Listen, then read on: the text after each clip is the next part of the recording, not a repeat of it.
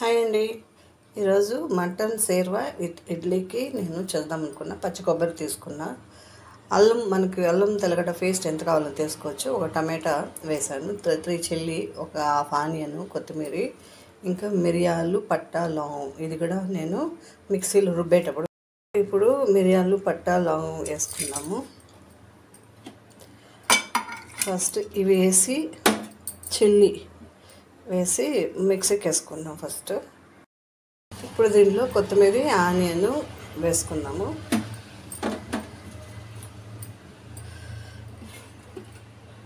టమాటాలు వేసుకొని మిక్సీకి వేసేస్తాం.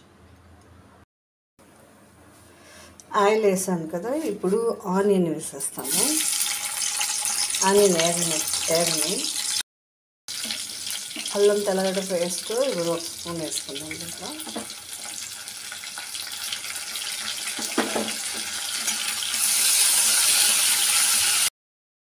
ఇప్పుడు కొబ్బరి పేస్ట్ ఉంటుంది.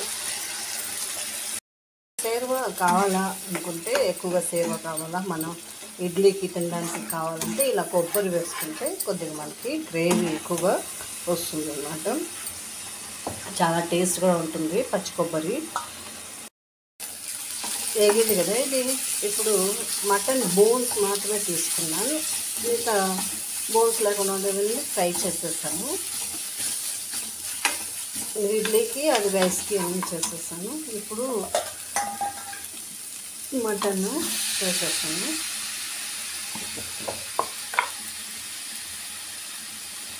సరిపోయేంత సాల్ట్,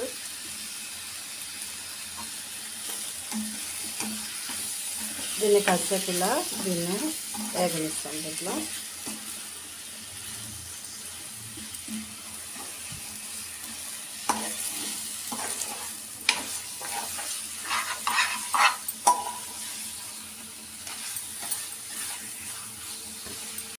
ఇప్పుడు ధనియాలు, మిరప్పొడి, పసుపు పొడి అన్నీ దీంట్లోనే వేసి కొట్టేసాను. కాబట్టి మిరప్పొడి ఇంట్లో కొట్టిన మిరప్పొడి ఇది.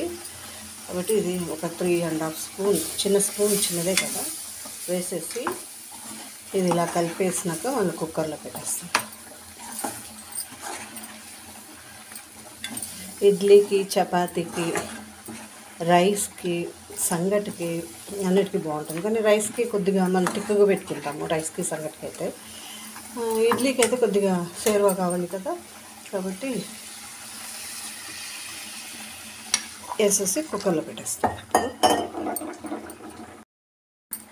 వేసాం కదా, ఇప్పుడు కారము అదంతా సరిపోయిందో లేదో చూసేసి కుక్కర్లో వేసి ఒక 4 విజిల్స్ పెట్టేస్తే ఉడికిపోతుంది.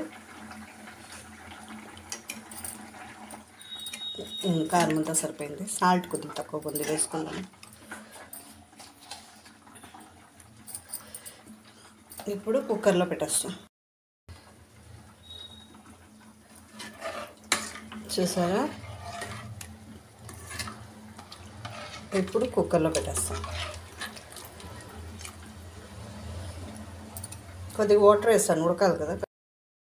మటన్ సేర్వా రెడీ. దాన్ని కొత్తిమీర వేసేసి గార్నిష్ చేస్తాము.